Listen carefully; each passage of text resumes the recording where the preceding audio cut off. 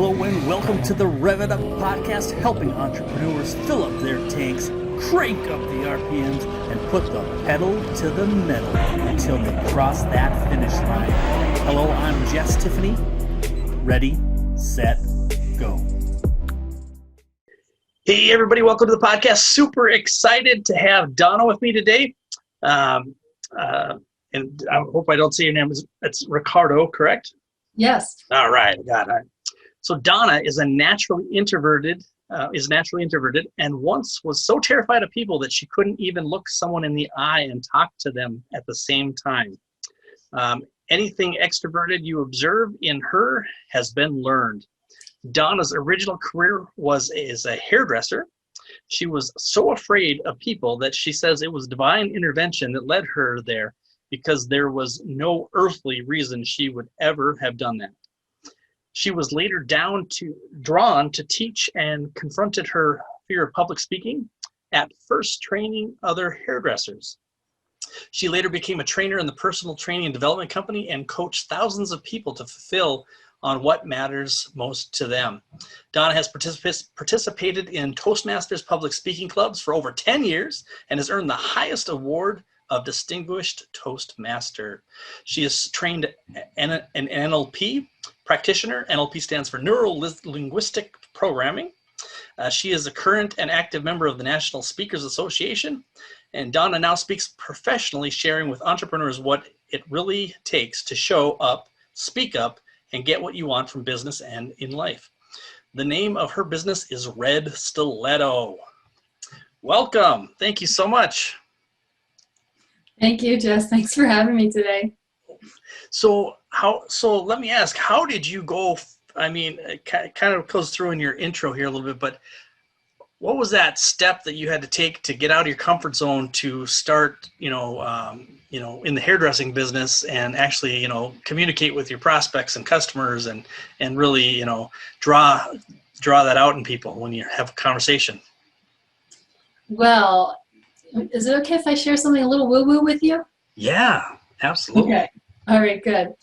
So after I was a hairdresser for several years, I moved to New York City to get great training, went through an intense apprenticeship, and had worked my way into becoming a stylist in a top salon. And I was thinking about what's next. And I'd walk home from work, walk to work, just whenever I was somewhere by myself, just asking, what's next? Now what? What's next? Now what? And that went on for a very long time. I'm sure it was probably at least a year. And one day, wandering home from work, I was asking yet again and listening yet again. But this day, I heard an answer. And what I heard was teach. That was it. One word. But it was crystal clear. There was no mistake. There was no doubt. And I started then looking for opportunities to teach. And so the first thing that showed up was a hair show opportunity where I'll just, long story short, I found myself on stage getting introduced and so terrified no words were coming out of my mouth that they had to take the microphone from me and I had to leave the stage. And I realized that public speaking is different than teaching. Even though public speaking includes teaching and teaching includes public speaking, somehow in my hairdresser mind, those two just somehow didn't go together, and I had to go out and learn. So I did. I went out and learned and ended up in those different places that you already shared when you introduced me, which all, rolled forward to what I'm doing now. Wow. So what was the first step? Was it just jumping into the hairdressing industry, or did you first start with like Toastmasters, or where was the starting point? Actually, both of those. So I jumped into Toastmasters, and then I discovered that one of the ways I can teach, because I wanted to work with other hairdressers and help them learn some of the things that I got from having moved to New York, knowing that everyone isn't going to do that. And I got with a product manufacturer. And so I went salon to salon teaching other hairdressers on products and on hair cutting techniques. So while doing the Toastmasters. So that's where it all started. Wow, that's crazy. And so how long did it take you to get all your ums out from Toastmasters? I'm not sure I'm really even there yet. I'm not sure that ever goes completely away. The one I say a lot is, I tend to say, just a ton. When they start counting it, it's like, oh, wow. It's kind of almost embarrassing. You kind of feel like, wow, how do I not realize that I say that? Exactly. I That's think crazy. my favorite one is so. I really could start every sentence with it, and my audience would really want to go screaming. Okay. And then can you tell me a little bit about neuro-linguistic programming and kind of, if people aren't familiar with that, what that is and how that applies to what you do? Yeah, so it's the way I like to describe it, it's a fancy way of saying learning the language of your mind and how you communicate, which translates into how you communicate with others, which translates into the quality of your life. Because the quality of your communication dictates the quality of your life. So how that works in with what I'm doing now is I have different exercises that I can help people with that help them work through their fears about speaking. And because that's all about how they talk to themselves. Okay. And did you have a specific mentor that you learned that from, or I think I heard it from Tony Robbins back in the day, but I don't know if there's other teachers out there. It was actually around that time when he was in the beginning known as Anthony Robbins, and it was around that time when he was known for NLP, but I didn't learn from him. I honestly don't remember the person I learned from. All I remember is that his name was David, and it was somewhere in New York City. Okay. Well, that's very cool. Yeah, I mean, as we go through life, we learn stuff from all kinds of people, and sometimes you don't even remember. Even just sometimes watching, some educational programming on, YouTube or something, and you learn some takeaway that just phenomenally changes your business, and then you're kind of like, I wish I could give credit to somebody, but I have no idea where it came from. Just like that. Yeah. I mean, you'd think I'd remember because I spent a year with him, but I just don't remember. Yeah, no, that's all right. And then how did you come up with Red Stilleto for your company name? Well, I'd have to say that was more of an inspired moment. I don't know, maybe about 7-ish years ago, I was on just a phone call with a coach friend of mine, and we were talking about what's next and now what, and what would I be doing next? What should I be doing next? Where should I be looking? All of that. And it just came to me. And it wouldn't go away. So when the time came to have my own business, that was just like the other one. There was no mistake. There was no doubt. That was the name of the company. Nice. I like the imagery of it. It's kind of like, bold and specific. I don't know if that makes sense, but yeah, you like the imagery of the name, and I think that goes well with your business of educating people about their business and themselves and speaking. And and before I get too far into things, I forgot. I always like to say, where do we find you online? So we, so they don't have to listen all the way to the end if they have to go. A lot of times they're driving or something. But where can people find you to get more information about you? Sure, DonnaRiccardo.com. It's DonnaRiccardo.com, and they can get some speaking tips and have a look around and see what else there is. Perfect. And as you coach a lot of people on speaking, what's like maybe one or two of the biggest challenges people have to overcome, and what tips do you give them to help them overcome those things? I think the biggest two things that I hear people say the most is having clarity and confidence, or not having clarity and confidence. They're not really clear about what they want to say, how they want to say it, and they don't feel very confident about saying it. And it's really the same tip that goes with both of those. And the tip is this, and it's nothing new. It's nothing I made up. It's age old, and it is 3 words that sound a lot the same. Practice, practice, practice. Nice. You can throw prepare in there, right? But you need to be prepared, you need to be practiced, and that gives you confidence, because then you have something to fall back on if your mind goes blank. If you know what you're going to say and how you're going to say it, that gives you the confidence to show up and be ready. Nice. It's not the tip of that I always hear back in the day was just picture everybody naked or something. Right? Yeah, that one really never worked for me. I don't think. I don't know. I think it made me want to cover my eyes and run back to the back of the stage, but Well, kind of along those lines, thinking of something other than what you're actually saying and making sure it lands with your audience, that, it used to be people would get told to, rather than looking at people or imagining them naked, they get told to scan the room, just look, kind of look over the tops of their heads, graze the tops of their heads. No. People can tell when you're not looking at them, and what they want is to be connected, right? Our audiences are greedy. They want all of us. So do you suggest they make eye contact with individuals in the audience, or how do you teach that? Okay. Absolutely. Yeah, very cool. Although the person on stage, a lot of times I think actually can't see the people's eyes very well because the bright lights in their eyes, so. Yeah. But yeah, I definitely get the connection and looking people in the eyes, the value of that. I know when somebody's talking to me and from stage down to me in the audience, you can really feel it when it seems like they're looking at you and making eye contact. So. Hey everybody, Jess here. What if I could help your company find over $100,000 in hidden revenue streams in less than an hour without spending an extra dime on advertising or marketing? Reach out to me at cardzap.thebumpcard.me. Check out the video on 5 steps to profit, and also reach out and we can have a conversation. Thank you. Because they're making the effort. So there's a lot of speaking that goes on before you get to that big stage with those blinding lights. There's a lot of speaking that happens. True. Everything from one-to-one networking. I say that that networking is one-to-one public speaking.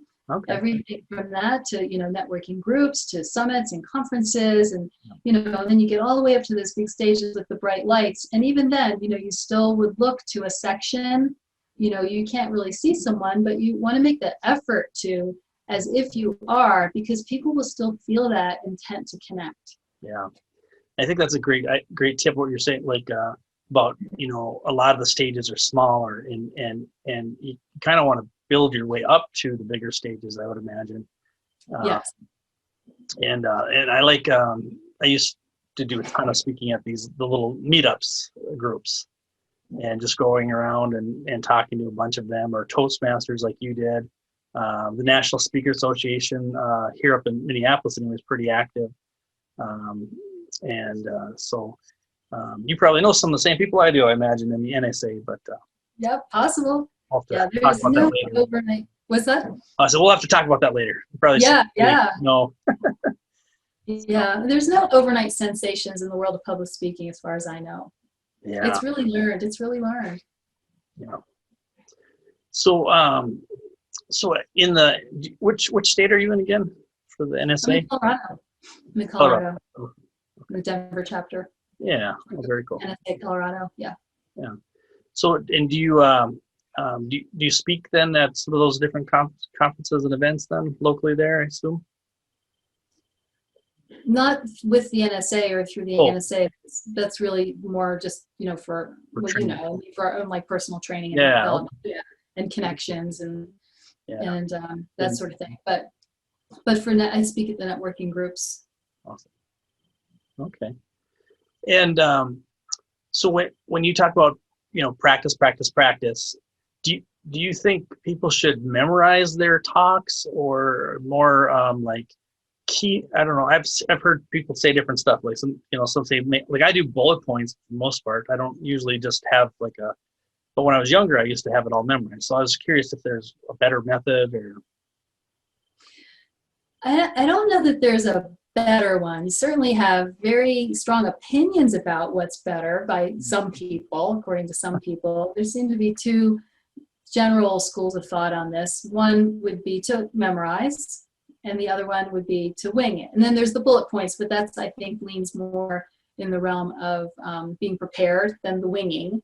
Okay. But people can tell when you're winging it, right? And it's a message then that's more like just top of mind, just stream of consciousness coming out of a person's mouth, and there's, the odd person that is able to pull that off to some extent. But in the end, people want what they want. They want what they came for. There's always a what's in it for me that they want from the speaker. And to just ramble on, people don't really like that. They might be entertained by that person's personality, but it's not the ideal.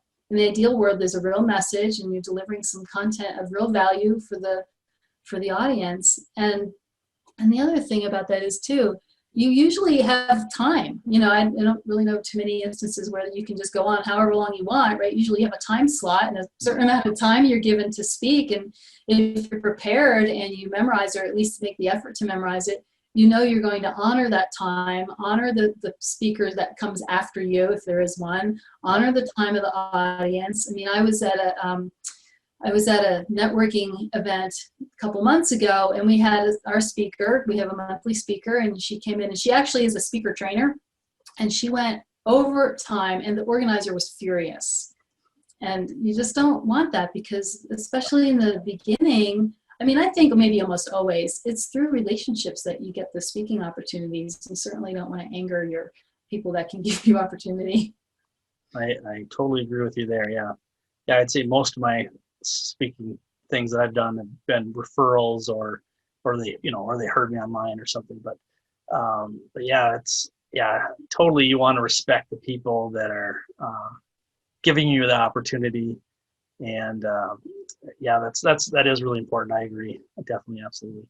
And so do you have any tips on how to, well, I guess it gets down to practice. I would say how to keep on time, when you're speaking, because it seems like, especially like a lot of the events where it's more of a BNI or something where you're kind of got 1 minute or 3 minutes or whatever it is.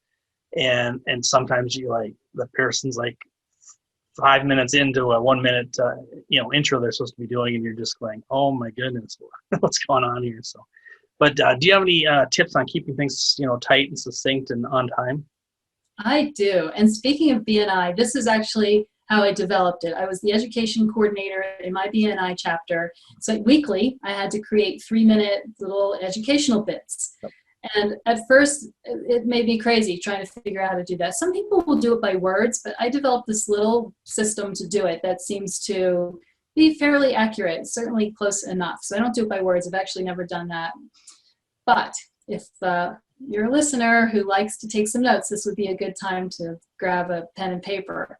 And what I like to do is a 14-point font, Arial, double space, bullet points, and each bullet point has either a word or a complete sentence. And the word isn't a reminder word. You're just writing out exactly what you're going to say. Okay. You're just dividing it up by, like a word might be like, say, give a sentence, and then a reaction might be no. Well, no gets its own bullet point.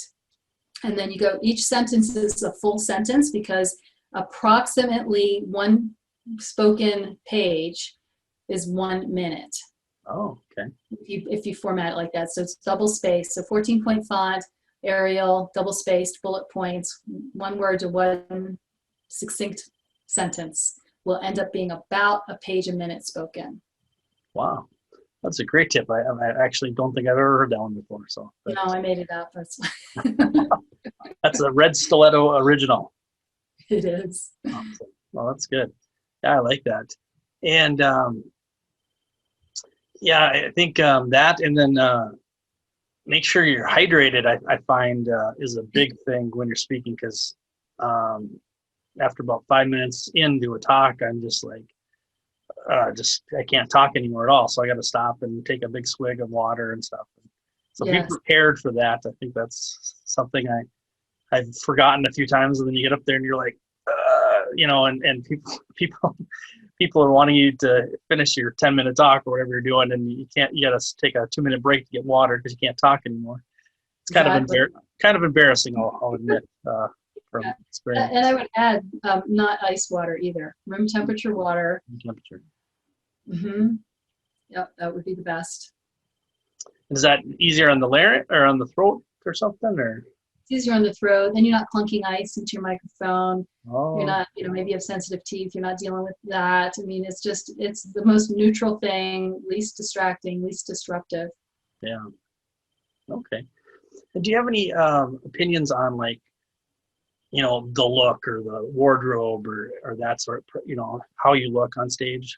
know people have different opinions on that, but Yeah, I have lots of opinions on oh, that. tell me one or two. I'd like to.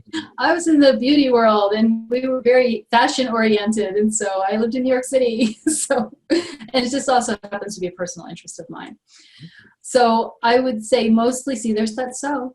Mostly keep it simple. Keep it simple. Dress a little bit better than your audience. So you want to, come across like you are in sync with them, part of them, because you're offering something to them. You want them to be able to hear what you have to say.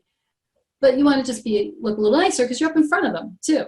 So look a little bit better and try to be somehow in sync with what they're wearing, the types of things they're wearing. So you wouldn't, show up in like a full-on, Hawaiian luau gala to an event with a bunch of accountants, let's say, not that that's a little dramatic. Nobody would do that. But I would avoid for women statement necklaces. So you don't want to do anything, more things for women that don't do things that are going to distract away from your face and people listening to what you're saying. So not a lot of stuff going on down around the neck and throat, and avoid big earrings because it depends if you have one of those microphones that it can clunk against. It's going to, that it's going to. Keep the hair out of the face, and that way, one, people can see your face, and two, you're not tempted to mess with it while you're speaking. That can be very distracting. Another thing that can be distracting for ladies is long necklaces. I'm sure I'm not the only one that plays with my long necklace while I'm speaking. So now I have to, they're banned from my speaking outfits. And then, again, mostly these are for ladies, but if you're on a panel, let's say you're on a stage, well, in general, for a speaker, I would avoid a short skirt. I just would avoid the short skirt in general. It just looks young and not as professional. And if you're on a panel, especially avoid that short skirt and even a flowy skirt, because you're up there and people's eye level are at your knees. So, if your skirt's short, that's going to make you uncomfortable and they're going to be looking up your skirt. So it's not good on any level, that whole thing. Yeah. So short skirt, high heels, not a good combo. Okay. Not very professional with or without the panel. Right. Yeah. No, I get that. And then as for men, are the big bright bold ties good or bad? As far as If it takes away, if it's distracting, anything that is distracting away from your face, not so good. okay. Yeah, unless you have that kind of personality, which I think a lot of these speakers are more introverted than you might think. And unless you've got that big, bold personality and you're going to overpower that distraction, don't do it. Yeah. I sometimes use it in my speech and talk about my tie, but right. So I kind of do it for a reason sometimes, but yeah, I kind of wonder about that if I don't overpower the tie, it becomes more of a distraction than an asset to helping with anything I'm doing. So right, it has to be intentional. Yeah. And then I see some of the younger speakers, they got the ball caps on and they're in their jeans, and I'm not sure. I guess maybe it's part of they're usually talking about generational stuff. So I think maybe it works there, but I don't think I would be caught wearing that type of stuff speaking personally for me. But I'm old, so. Right. Well, again, you want to, sometimes it's appropriate. My husband's an engineer, and so he says engineers are always showing up in jeans, right? But when he has to speak for something, he wears, he has some really awesome shirts and really, really great shoes, right? And then he's got the jeans, and they're nice jeans. They're not jeans he cleans the yard in. True. Right? Yeah. Yeah, and like I think even like it seems like Steve Jobs and some of those guys, they wear, stuff that is not suits or ties or that. I mean, a little bit more casual. So I guess it depends on the audience and because at the end of the day, it's all about them, not about the speaker. Yes, that really is the point there. Absolutely. And then sometimes there are the occasional person like a Steve Jobs. They're just, look, he rose to the, fame and success he had, and he's just going to do his own thing, however he's going to do it. And there are those people, right? And they can get away with it, but that's not most of us. Yeah. That's very cool.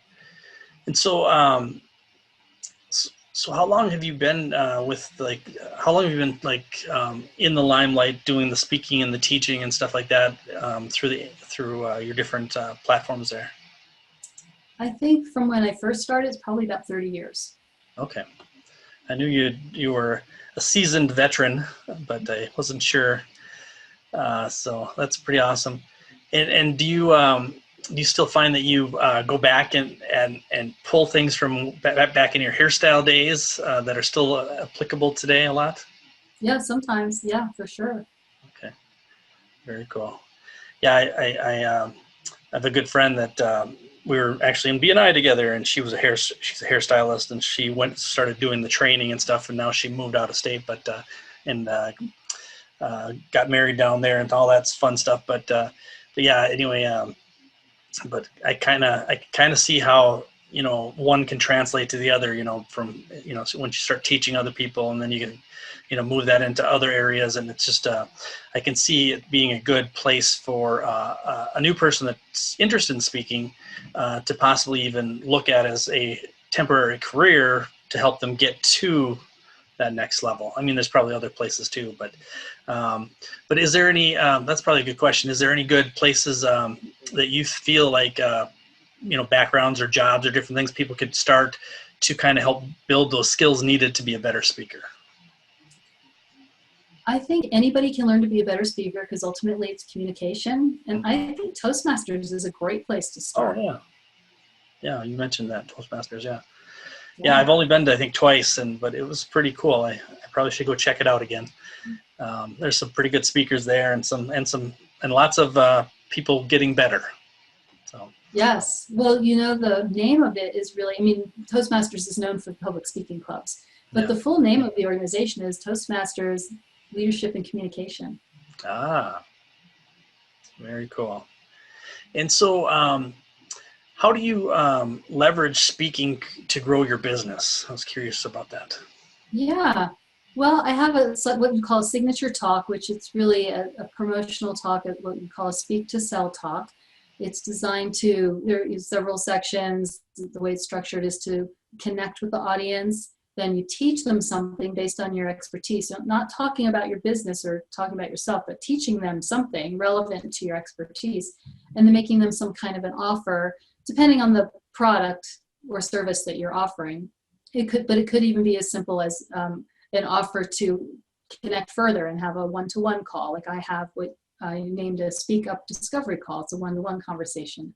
I have a course that I'll be bringing out this fall, and so then I might offer that. So it just depends on how much time you have to speak, what you might offer. But it's a way to reach more people at once and have an already prepared something. So it's different than keynoting, where you might, motivational or inspirational talks where you might go into a company and speak about something that they want you to speak about. This is where you're speaking to your ideal client and audience of your target market, talking about something that they would be interested in that's relevant to your experience, and then offering, to connect further, for them to buy something from you.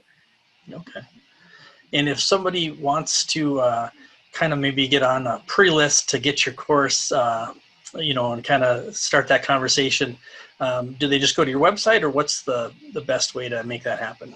Yeah, they could go to my website and they could sign up for the speaking tips that I have on there. And I just renamed it, which I can't remember what the name of it is. Oh, okay. I'm thinking of the old name, but I know I just renamed it. But it's 7 tips. Okay. 7 tips to improve your public speaking. It's got a better name than that, but it's something like that. And then when they sign up for that download, then they'll be in a mailing list or something, I assume, so you can notify them when the course comes out. Exactly. Fantastic. Exactly. Fantastic. And so this podcast, we try to talk a little bit about revenue. Is there a couple tips that you would say, I guess kind of what you just covered probably, honestly, but any tips to help grow your revenue using public speaking or talking to people, communication? Well, like pretty much what I was just saying is getting in front of more people at once. Yep. So you're not having those one-to-one conversations, or finding those one-to-one people. You may still have those one-to-one conversations, but reaching more people at once. And then also having some kind of a program, if possible. Group coaching is another great way to do it. Okay. Very cool. Well, awesome. Well, Donna, I really appreciate you being on the show today. I think I learned a lot, and I'm sure everybody else did too. And just excited to see what your course looks like when that comes out. So make sure to keep us in touch. Maybe when that comes out, maybe you can come back and speak again with us. That'd be great. I love that. Awesome. Well, thanks everybody, and have a wonderful day until we talk again soon.